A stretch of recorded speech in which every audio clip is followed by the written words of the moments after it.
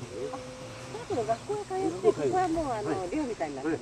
そこが学園じゃなくてね、学校は学校へ通うんです。公立学校へ。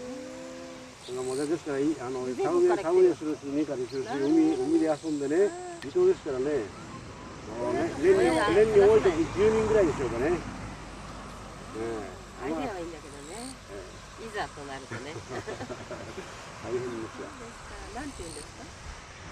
ハモチ自然学。ハモチって読むんですか？ハモチというのはね。ですから私たち旅行に出ますとね、よくバスガイドが逆に今度いろいろさ、この地名なんて言うんでしょう、分からせて手挙げてくださいって観光の中でやるわけですよね。じゃあ持ってくればよかったのにね、ピッチサンダルとか。そうだね、ビッシュだね。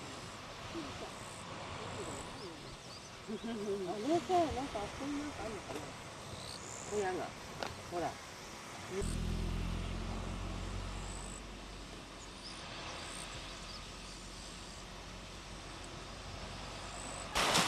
健康学園があるんだって。ハモチって読むんだって。